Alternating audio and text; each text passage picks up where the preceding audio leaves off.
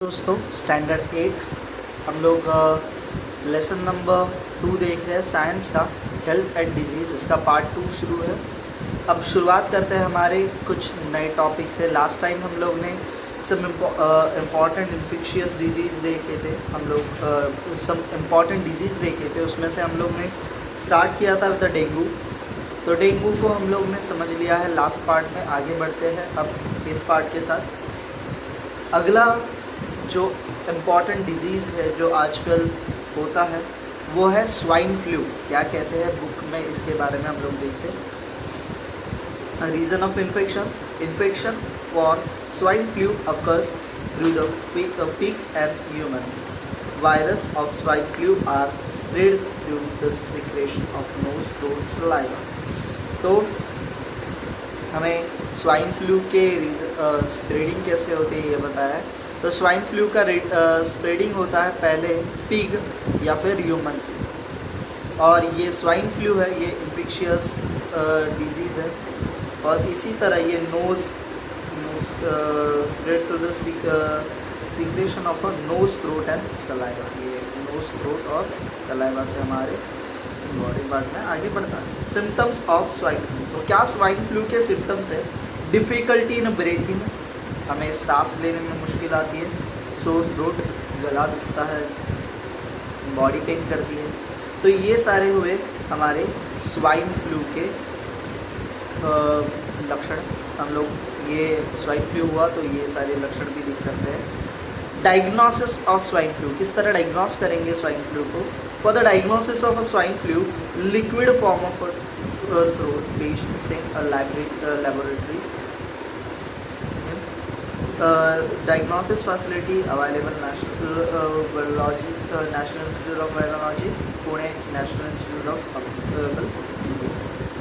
And then तो दो ऐसे सेंटर हैं, NIV national institute of virology और पुणे में है, और दूसरी जो national institute of communicable disease ये दिल्ली में है। यहाँ हम लोग मतलब डॉक्टर्स हमारे थ्रोट से एक लिक्विड पार्ट निकालते हैं और ये लिक्विड पार्ट टेस्टिंग के लिए दिया जाता है। तो हमें इससे पता चलता है कि स्वाइन फ्लू हुआ है या नहीं।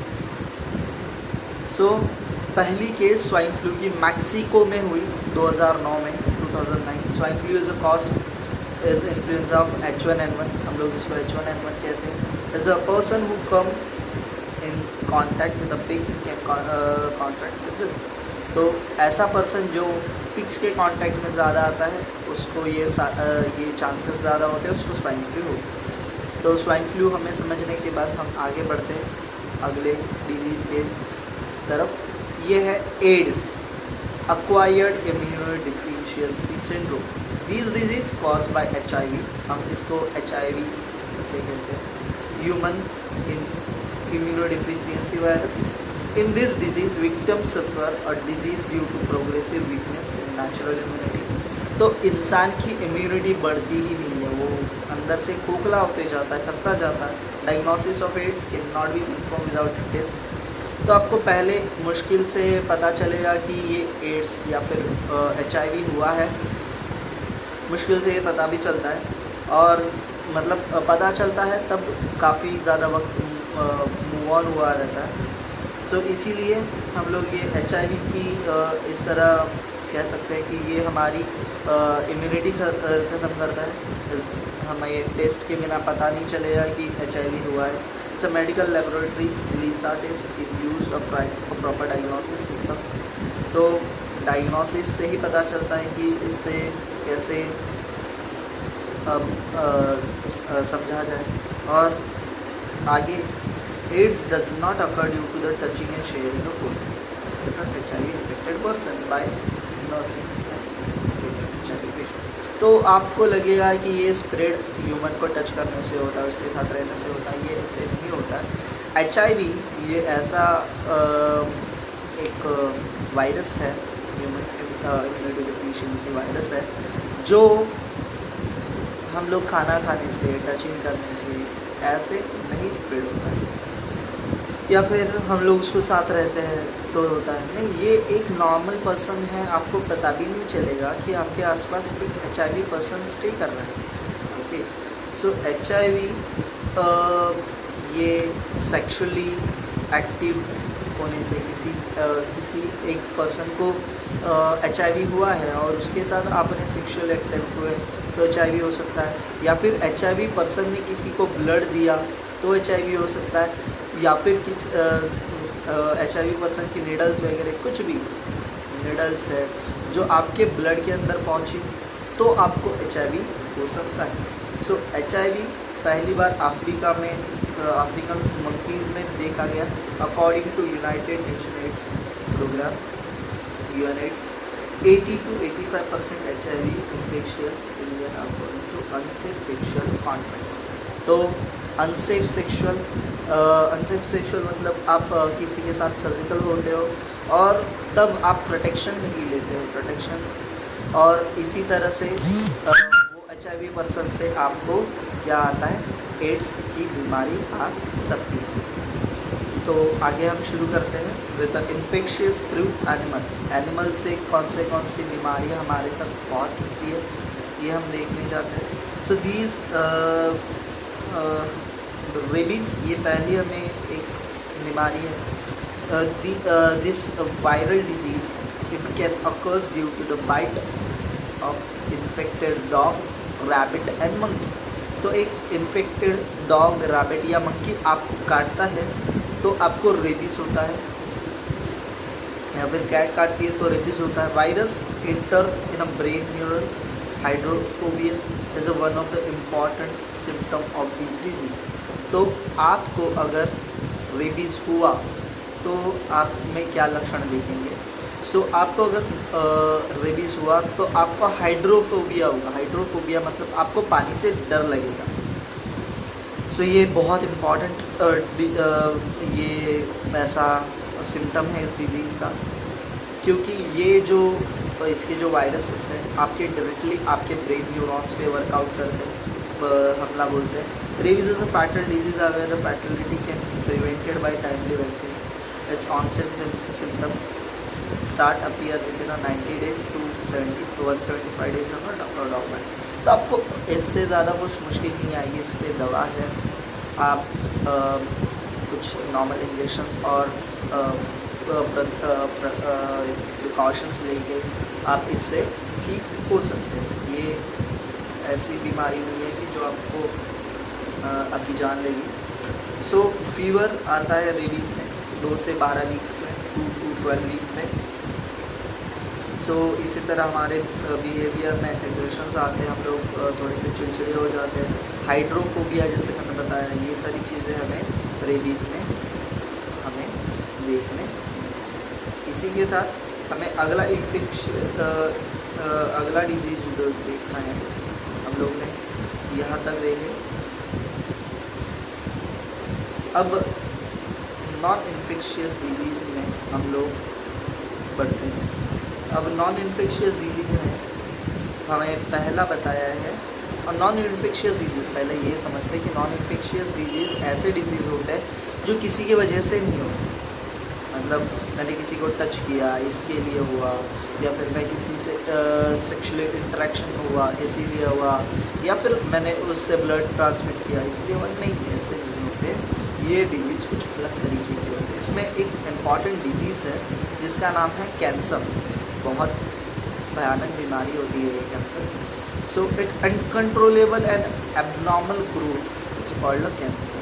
तो हमारे बॉडी में कुछ सेल्स होते हैं जो अनकंट्रोलेबली हमारे बॉडी में ये बढ़ते जाते हैं और इसे हम लोग कैंसर कहते हैं।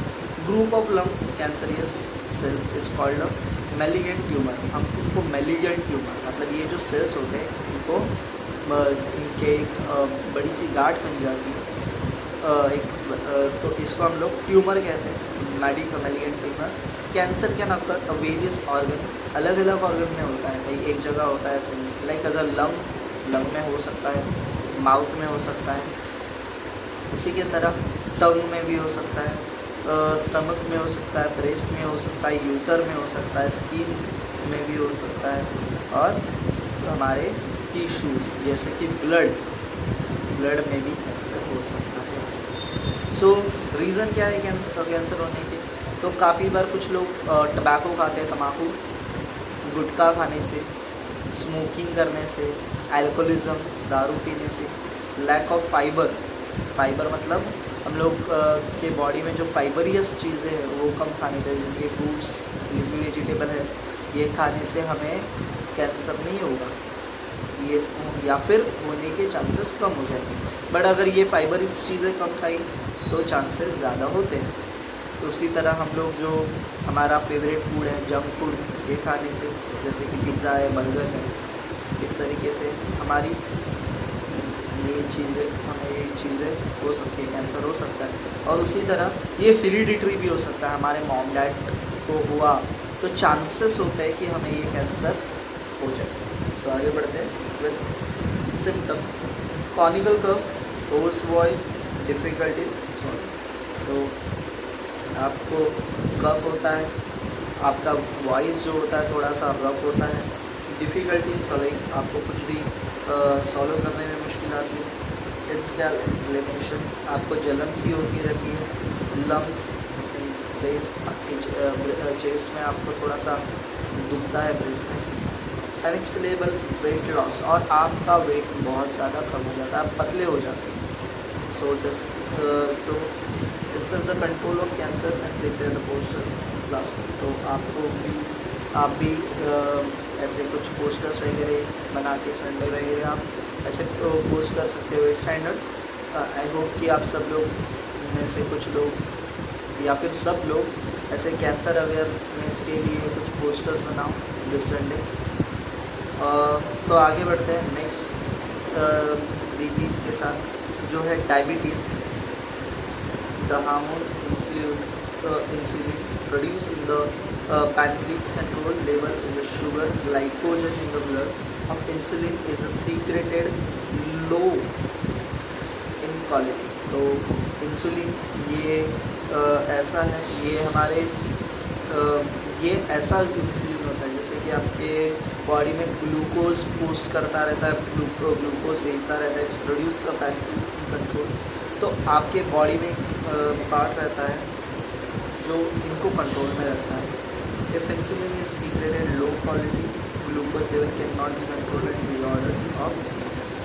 और अगर ग्लूकोज लेवल क्या होता है, ये कंट्रोल नहीं होता, इंसुलिन ये कम पड़ता है, तो ग्लूकोज लेवल क्या नहीं होता, कंट्रोल नहीं होता, तो हमें क्या होता है, डायबिटीज़ होती है। सो फ्रीक्वेंटली यूरिनेशन, सिम्टम क्या है, तो फ्रीक्वेंटली यूरिनेशन एट नाइट, तो रात को आपको ज़्यादा यूरिन होती है। आपका वेट लॉस भी होता है। डायबिटीज़ में आप डायबिटीज़ के रीज़न क्या है, तो आपको हेरिडिटरी मॉम डैड से भी आता है,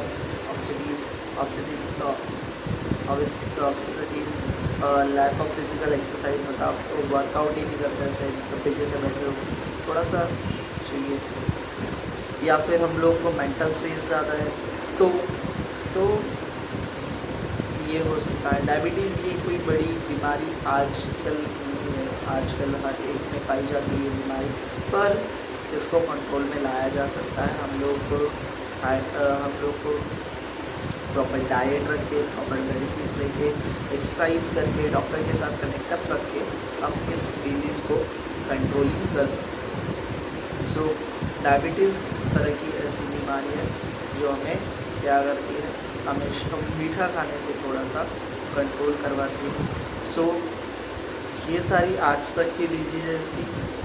आज हम लोग कुछ 3 से 4 डिजीज़ेस का ज्ञान लिया। अगले बार हम लोग कोशिश करेंगे कि और 2 से 4 डिजीज़ जो बचे हैं उनको हम समझ पाए। तब तक आप पिछले पार्ट को और इस पार्ट को एक बार वापस कनेक्टेडली देखिए, कंटिन्यूसली 1 या 2 बार देखिए, और इसके साथ जो हर एक डिजीज़ है, हर एक डिजीज़ के सिम्टम्स हैं, हर एक डिजीज़ के रीज़न्स है, हर एक डिजीज़ के प्रिकॉशंस हैं, वो सारे आप बुक में लिखिएगा और ट्राई कीजिएगा इसको लर्न आउट करने, इसको समझने की, और आगे जाके इससे आपको कैसे हेल्प हो सकता है, आपको क्या क्या करना चाहिए, क्या क्या नहीं करना चाहिए समझने के। और that's it for the day. आज हम लोग यही रुकते हैं, बाकी सारी चीज़ें अगले चैप्टर। Bye bye guys.